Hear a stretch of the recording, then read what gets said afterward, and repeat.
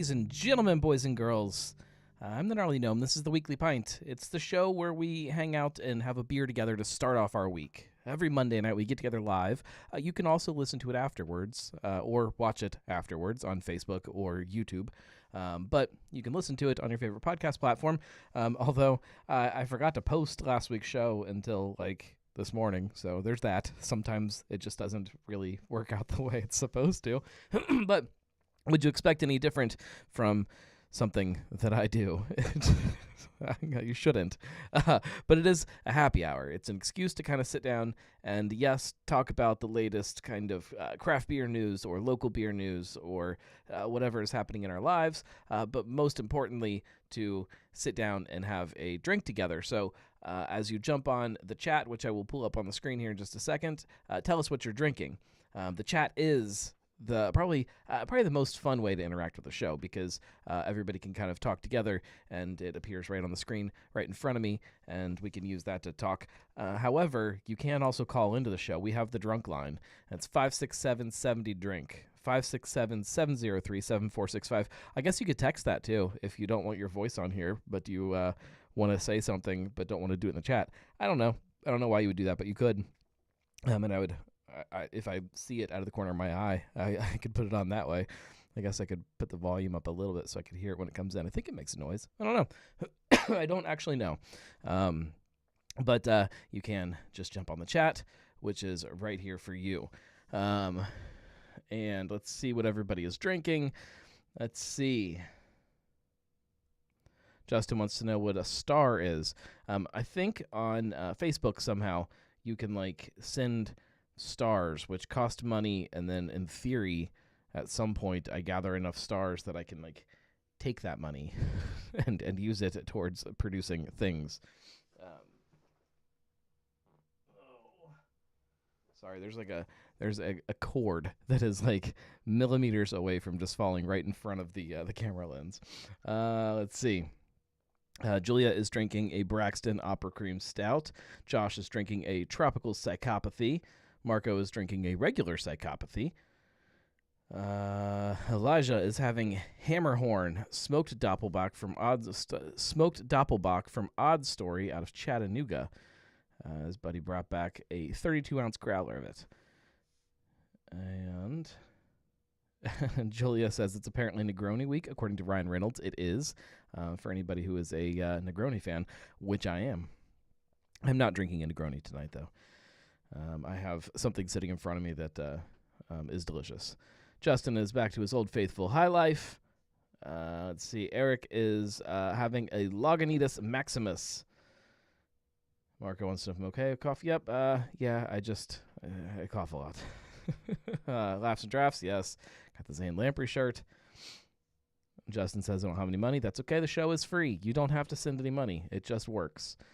Caroline is drinking water tonight while trying to get the girl child to bed. I left halfway through story time with my youngest, so hopefully he is asleep. I need to set up some kind of camera system down here so I can make sure everything is going according to plan upstairs. Not that it would change anything. I'm not stopping the show now at this point to go put him to bed. If he's deciding he's not going to go to bed, then more power to him, I guess. I'm going to crack open a beer because we got some things to talk about. I kind of last minute, right before the show, topics changed.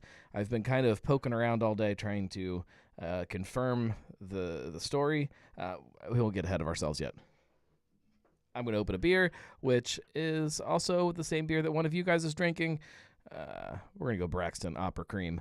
I have had this. I drank a few of them a couple weeks ago.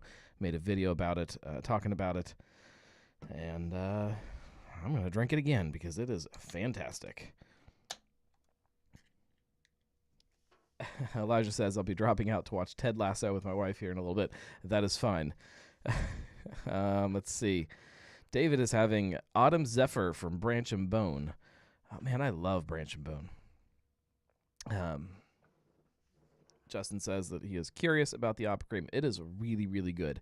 I mean, obviously, it's hard to actually compare it to the original version. I can definitely compare it to Platform. I have a very good memory of what that was like, and this blows it out of the water. However, my memories from 2015, I guess 2016 also, it's hard to remember exactly what a beer tasted like. I remember the memory of it, and I remember the feeling that it gave me and the experience of it, and this matches all of that for me. It's beautiful. I mean, that is a stout. It is dark. When you get some light on it, you can see that there is some brown in the beer, but it is definitely just about as black as you can get. Big, thick, tan head on it. I mean, it's gorgeous to look at. But the aroma to me, so this reminds me, and it's not the same, but it reminds me very much of the original, like the very first batch of the first Graders, Braxton Graders collaboration beer, the Black Raspberry Chip, because the milk stout part of that beer was so pronounced and so beautifully done, and then the black raspberry and the chocolate kind of comes in at the end, and is more of a kind of an addition to the beer versus the whole thing, which so many beers now are just over the top with whatever that adjunct is.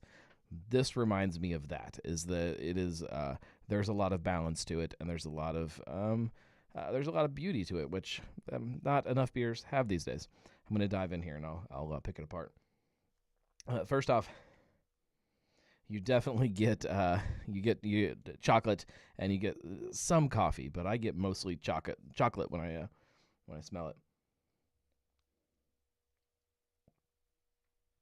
But it's like a bitter kind of dark chocolate aroma. Oh, so good. Smooth, sweet, definitely like milk stout sweetness.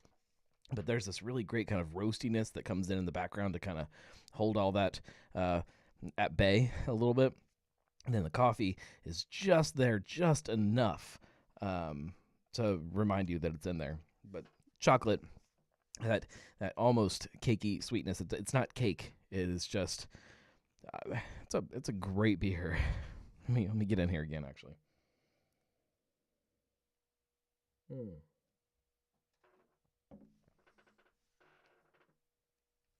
My God, it is so good.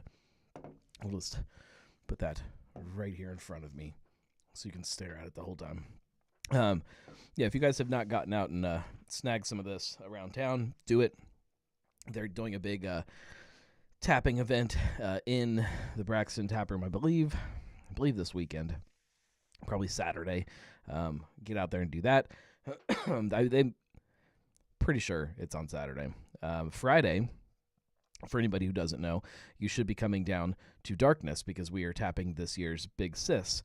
I keep trying to get a blog post written about it and just cannot find the time to sit down and really kind of put my thoughts. Big Sis is always hard to kind of put into words what it means to me, but I'll have that done.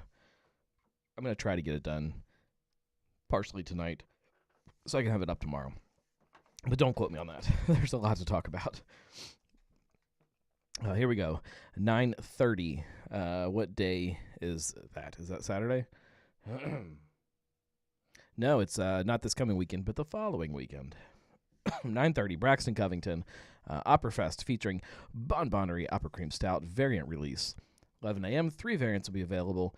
Also be a cake tasting station. They're speaking my language. And a performance by opera performer Grace Graham, followed by live music from 7 to 11 p.m.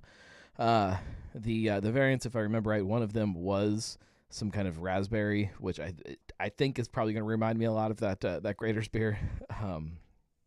But I think the important thing to remember about a beer like this is that it's not supposed to be exactly like the cake. It is still a beer. It's supposed to be a beer, and this still has just enough of that beer character to I'm not going to call it perfect, but it is pretty close. This is probably my favorite packaged beer that Braxton has done in a very long time. It's hard to say if it'll be, I have to really kind of look at a list to say for sure, but a very long time, we'll say that. Marco says, I'll be there. I'm assuming you mean Big Sis. I would not recommend someone who cannot drink beers with lactose in them to go to Opera Fest. just a guess. It's probably not your speed. Justin says, I wish I could come. I'll be at the Whispering Beard, helping my beautiful partner play with garbage. Yeah, that is also happening this weekend. That's okay though. We will forgive you for missing it. I'm so excited. I still have not tried the beer. I haven't tried this year's version. I keep meaning to swing by and steal some out of a tank or a keg and try it, but haven't had a chance because, as you know, life just always seems to stop me from doing things like that. Let's just roll into it. Big news today. As I started talking about before, I was trying to get this confirmed a big chunk of the day today. A lot of emails and messages, and couldn't get anything. And then right as we were in the middle of cheerleading practice tonight, which is a whole thing within itself, the post was posted on their social media. We should talk about that before we jump into the news. This is, I mean, it's fine, but it was a little ridiculous. They this coming weekend, there's parents' night at the football game with the cheerleaders, and which is great. I always appreciate it when somebody kind of gives the parents a hand and shows some support to the chaos that they bring to our lives. But they shot us a message late last week, and they said, oh yeah, by the way, when you drop your kid off on Monday for practice, we would like you guys to stay. We want to teach you some cheers too, because we want you guys to cheer with your kids next week during the football game. Okay, that's fine. They didn't mention that it would be like 4,000 cheers that we're suddenly supposed to learn this week, in addition to making us do like jumping jacks and all kinds of stuff like that. I didn't know I was going to have to work. I don't really want to work. It's not, I take my kids to cheerleading so that I can have a break. Like, they can do something and I can not do something. It was terrible. Marco says need to go to that. Yeah, it'll be interesting. Justin says, show us the cheers. I can't because I don't remember them. I have to study this week. I'm going to have my kid show me them all again so that I can learn them. I'm also going to have to spend the entire week just stretching so that I don't hurt myself. Because you gotta show up all the other parents, right? I gotta make sure my cheer kick and all of my things are better than everybody else's. Because if you're not better than everybody else, what are you doing? Let's go ahead and jump into the big news of the day. I guess it's big news. You guys will have to tell me how you feel about it. Moeller Brew Barn. So, Justin says, I'll help you. I'm a theater major. I have no doubt that you could do a great cheer kick. Julia says, didn't they just have their 1-year anniversary? Yes. So this weekend, in fact, was their 1-year anniversary party. And then today, they decided that they are shutting down the tap room. The actual, the wording that they posted is this. It says, as you can see on the screen, can't see me anymore. I'm over here. It says, we have made the difficult decision to shut down our Monroe tap room. I don't know why I call it Monroe. Shut down our Monroe tap room effective immediately. Unfortunately, our sales revenue was not adequate to maintain operations. While our time here was short, it was an adventurous ride shared with our staff and guests. Please visit your local taproom and brewery. You can find Moeller Brew Barn and Maria Stein on Troy's Main Street in Dayton's Water Street District. Cheers.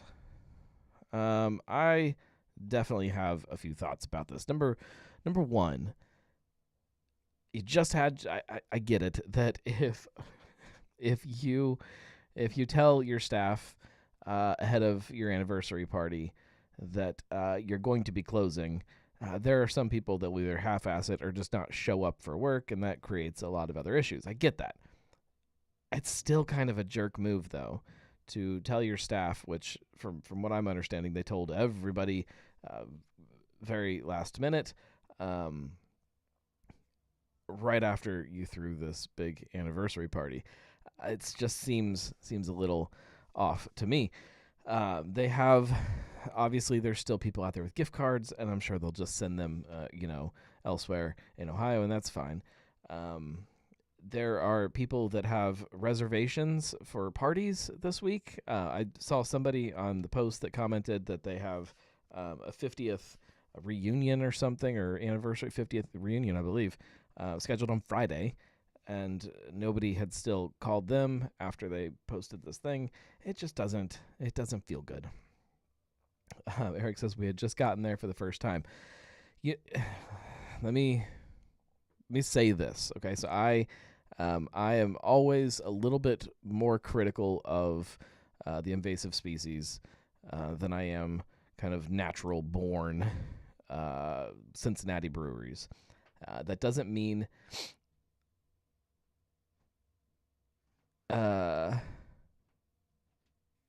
let's see. Oh, we called it Monroe this weekend. I have no idea. I'm a little bit harder on the invasive species than I am other Cincinnati breweries. With that being said, Moeller had bigger kind of issues that they needed to sort out if this brewery was ever going to be successful. Number one, the beer just has to be a little bit better. If you're going to come into a city like Cincinnati, we are already kind of very, very stubborn almost about our beer. It's hard to kind of find a spot to kind of wiggle into this beer scene. So you have to have incredible beer and give us that in the right way. You could have a lot of tap rooms from a lot of really great breweries that could just show up and not succeed, not based on beer at all, just because of our Cincinnati thing that we have. So the beer just needed to be better. Not that the beer is bad, but the beer is just kind of middle of the road craft beer. That's just not going to fly in Cincy. On top of that, the food was just okay. Nothing terrible. It was fine. However, you gotta step it up a little bit if you want people to drive to Monroe to hang out and have beer and eat. Except for the people that live around there, you gotta kick things up a couple notches. You have to give us a reason to come there. The biggest one that I struggled with there, the beer is probably the biggest, but we'll say the second biggest, is just the experience. The place had no soul to it. I think I even kind of mentioned this. I talked to Moeller Brew Barn when they made the announcement that they were going to be coming to Monroe. That you can't just, when you're taking over a tap room, any tap room, but especially one that is Rivertown.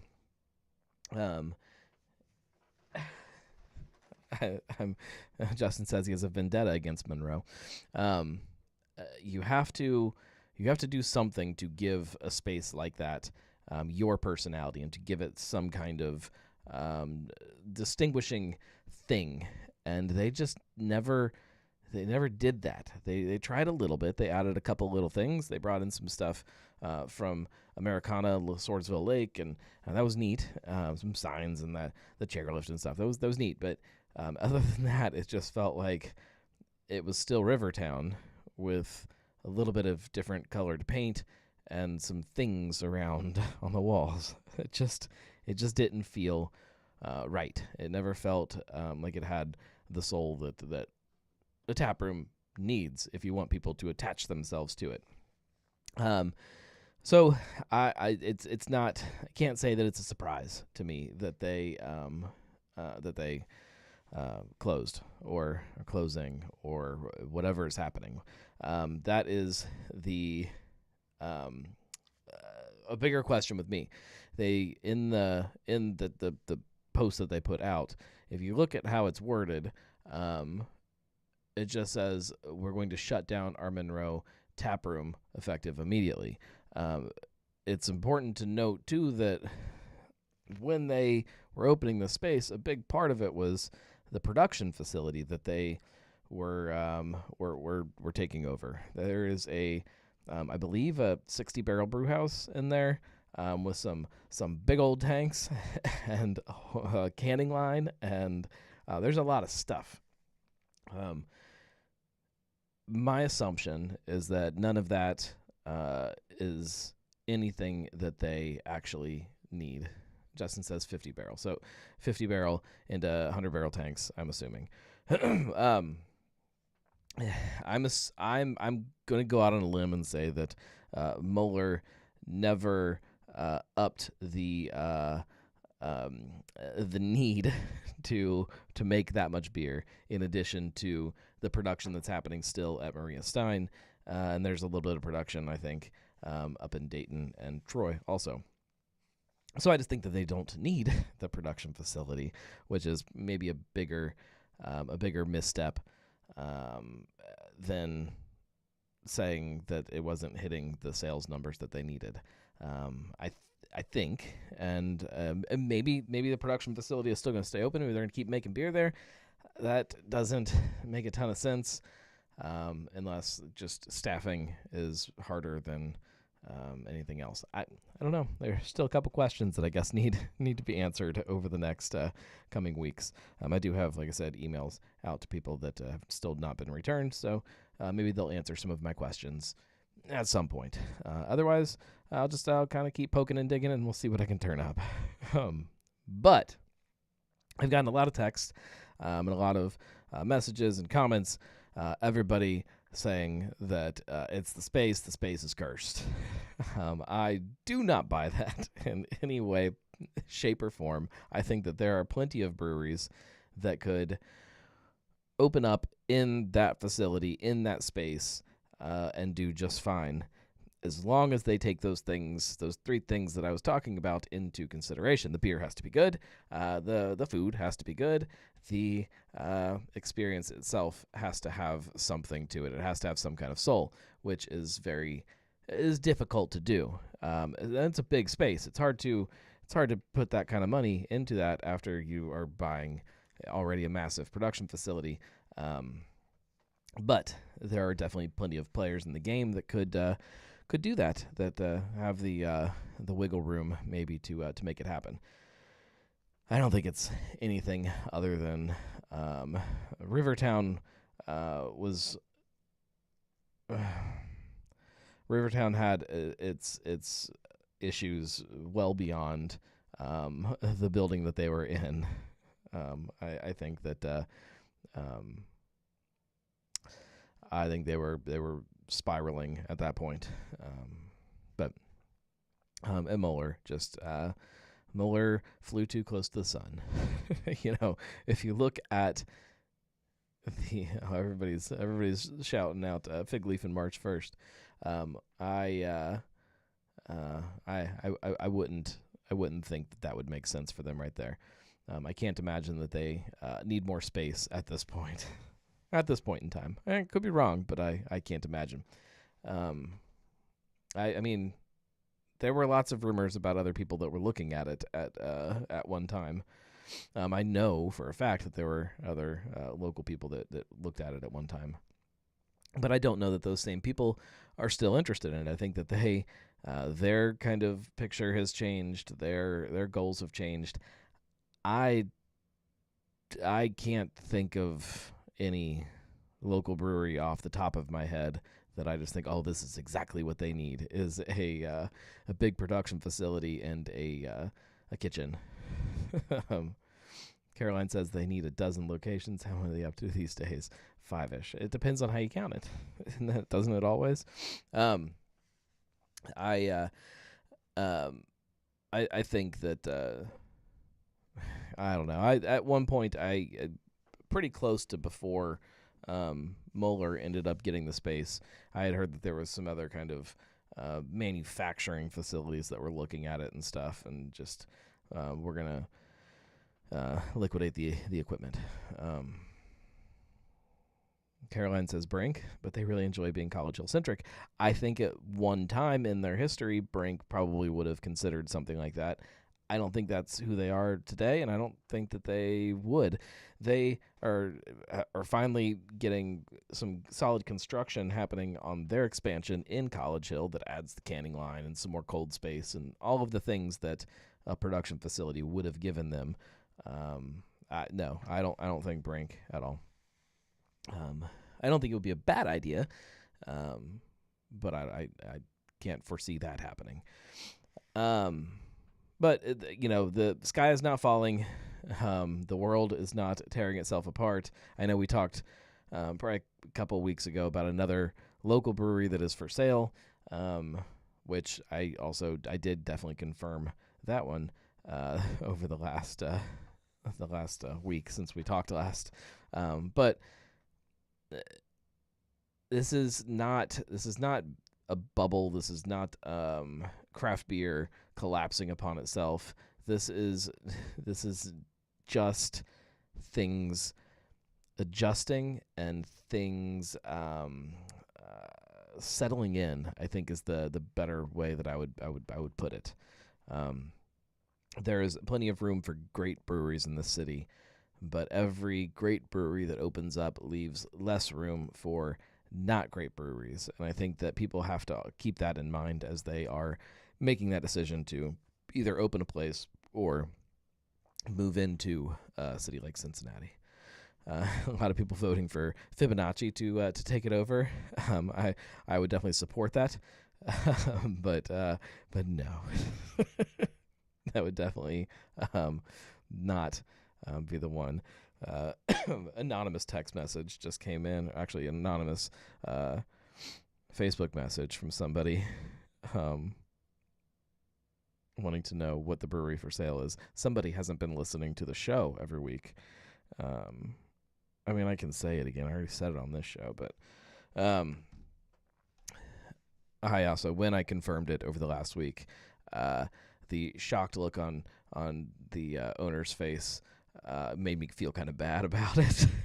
And I said, I'm not really out there blowing it up, and I have no intention of blowing it up right now, but I just wanted to confirm. Let's see. Ron says our local tight-knit industry are now real estate moguls. Jeremy says the name was fitting for the location, but that was pretty much about it. It was, but then it also, it just didn't feel enough like a barn. Like when you go to Maria Stein and you walk up to Moeller Brew Barn, it just makes sense. It's a barn. When you walked up to Monroe, it just still felt like Rivertown. And even Rivertown, I don't think had enough kind of personality in Monroe that it needed. I think that if you're gonna take one of those brands, you have to do something with it as you grow and kind of expand.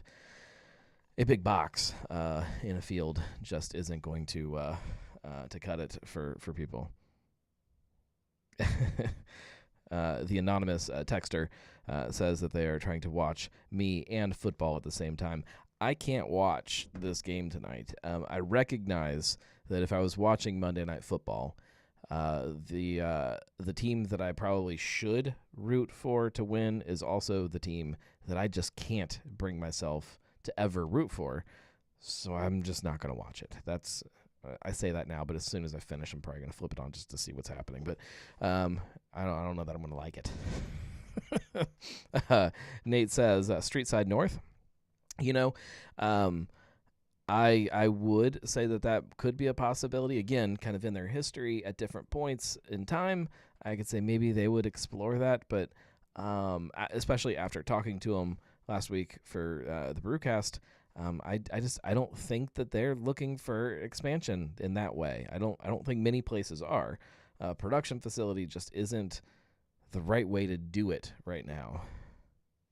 Justin says that Old Rivertown had all the personality.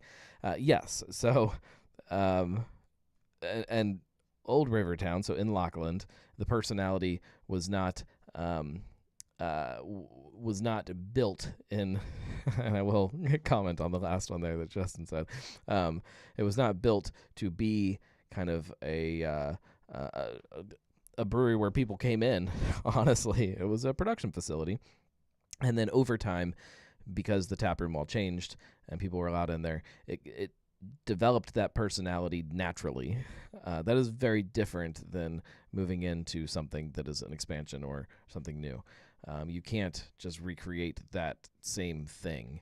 It has to either develop naturally over time, or you have to be really, really smart about what that place looks like and feels like.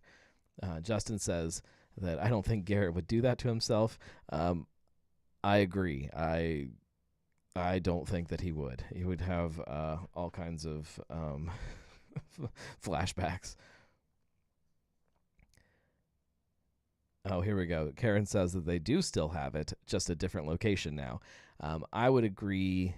I would agree partially to that. Wooden Cask, which is what Karen is referring to. Karen and her husband Randy own Wooden Cask down in Newport. And if you guys don't know the full story there, when Rivertown opened, there were two owners. It was Randy and Jason. There's the family split up at one point. But I think that Wooden Cask definitely has personality, and there are flashes in there that remind me of Rivertown, but not in the experience of it. It's definitely more of things on the beer side that remind me of kind of early Rivertown. But the space itself is leaps and bounds over what Rivertown ever had. In some regards, there is still something that the nostalgic side of me misses about kind of that old Rivertown space, the hot, sweaty, no air conditioning, loud, uncomfortable space. That was kind of fun. The weird, uneven, tap room, and just everything about it was it had that personality because it had to, and I did kind of like that. Caroline says north side, west side. West side I don't think is looking for an expansion in that way. We saw it with this move with Gilligan's and stuff. It's a very different type of expansion. It's not a production facility. I don't think anybody is leaning that way at any time in the near future. It wouldn't surprise me if another brewery took it over or moved in, that it would be somebody else from out of town, is my guess. And Justin says that was my favorite part. Granted, I was working, but yeah, it made it special. Richard says, but the beer was great. At Monroe, not so much. The beer was different. The beer went through definitely several different personalities over the years. At the beginning, there was this really kind of strange mix. You had that lambic it was a great beer, especially those first couple bottles that were released were just really, really good. Then you had, at the time, the beers that we kind of expected from a Cincinnati brewery, the Dunkel and the Helles and things like that. Over time, that kind of shifted into obviously the pumpkin and the winter ale and things like that we still kind of we miss. But then even after the split up of ownership, like there was a period there where there were some fun things coming out of Lockland. Once it shifted to Monroe, there were a couple good beers that came out of there. I liked the lager that they did, and they did a really good Pilsner at one point called Controlla. Hot Bomber was good. There were good Rivertown beers all throughout its lifespan. Marco says that the Brew Barn space is way too much production space for most small breweries today. They struggle to understand how to scale that equipment. When you do, you have to move the beer. That is 100% true. There are still some places that are contracting with other breweries that maybe are in need of a little bit of production space. But the key to that sentence is a little bit of production space. I don't think many people are looking for this much. Nate says that Rivertown also failed because they tried to create Banks Moreline experience in Monroe. Gotcha. They should have kept a brewery first experience with a walk-up window food experience. I don't necessarily agree with that. I think that the sit-down food experience could have worked. Yeah, but you might be right that it would have been more successful with a walk-up window, especially when you're talking barbecue. I don't think that needs to be a full kind of sit-down restaurant experience. I don't know. I honestly, it's hard to kind of look back and say, oh, if they had done this, they would have been successful, or if they had done this, they would have been successful. I think the biggest thing that sunk them was that they moved into Monroe anticipating a lot of production that didn't come for various reasons that we don't really need to dwell on too much. But I think probably the same reason that Moeller failed is that they thought they were going to be bigger than, and by bigger, they thought they were going to have more beer coming out of their brewery than they ever actually did. I think that is that's what has sunk both of them, in my opinion. Justin says, I wish I still had the groundbreaking picture. I've got pictures from the groundbreaking somewhere.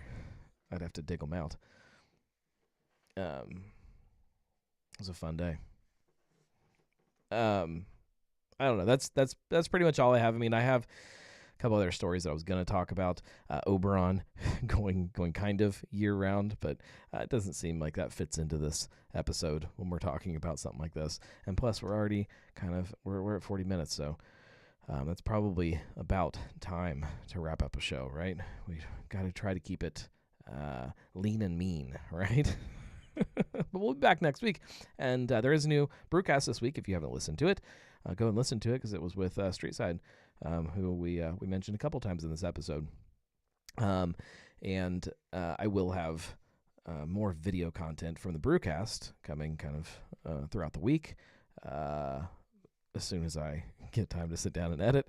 But it's almost done. And then I already recorded next week's episode also. So that one will definitely be up on Monday. And on top of that, we're recording an episode live from Saunders Oktoberfest on Saturday. And how am I not going to record when I'm down at Big Sis on Friday? So there's just going to be all kinds of brewcasts that are cranking out over the next few weeks. Hopefully we can keep this habit going strong. A couple other shows that are in planning too. There's some fun stuff. I'm gonna get that Drinking with the Gnome episode finished also. Still don't really know what it's gonna sound like and how I'm gonna finagle it, but we'll get that episode done, and you guys will have that too. So lots of things to listen to. Hopefully lots of things to watch over the coming weeks too, over on the Gnarly Gnome over on YouTube. And Justin says, I'll be whispering beard getting hit by golf carts. Come say hi. If you get hit by golf carts, get it on video, and I will post it on YouTube. And then that's two birds with one stone. You can do your thing, and I can get fun content of you getting hit by a golf cart, which would probably be good to watch. It'd be fun. Greg says, keep it going, need something to listen to. I try. I do always try to create content and keep it coming out there, but there are some weeks where it is really, really tough. I'm trying to figure out new ways to kind of force the habit, I guess. But sometimes it's easier than others. Ken says, good stuff. Enjoyed my first listen. Well, thank you. Tell all your friends. This is every Monday around 9:30. And then the video obviously lives after that over on the YouTube channel and on Facebook. I don't really know how you find things like that on Facebook, but it's on there somewhere after the live show. Or you can subscribe on whatever your favorite podcasting platform is. Just look for The Weekly Pint, and you'll see it.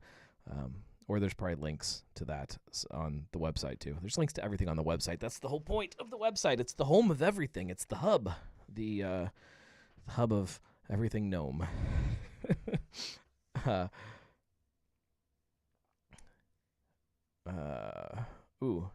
Fair State Co-op Fest beer.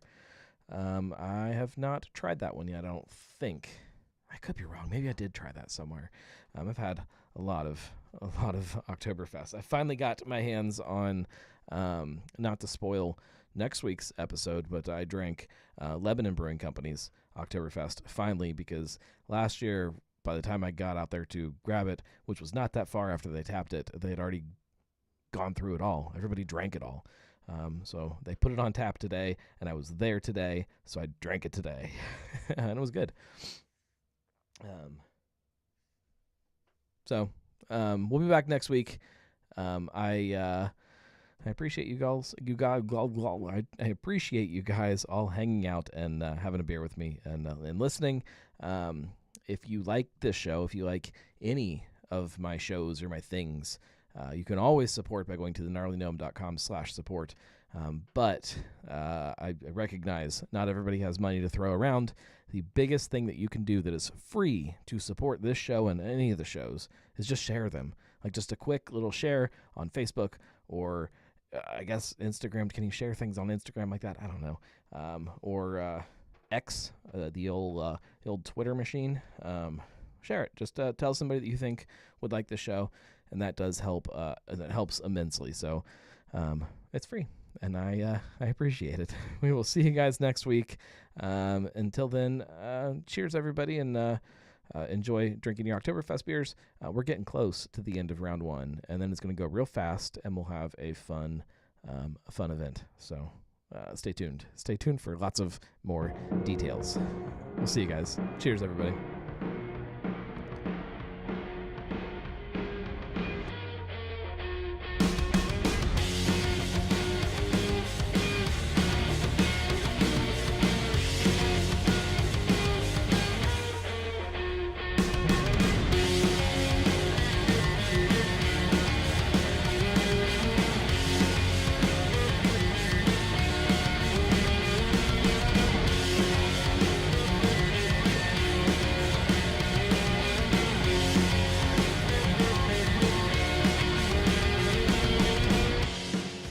Didn't even mention Beer, Booze, and Bonks. Tickets are on sale right now. Go to thegnarlygnome.com/tickets to buy yours. And actually, I'm going to work on getting some fun discounts that you can find ways to get to. So, I mean, buy them now if you want to, but maybe wait like a week, and I'll have something for you. Cheers, everybody.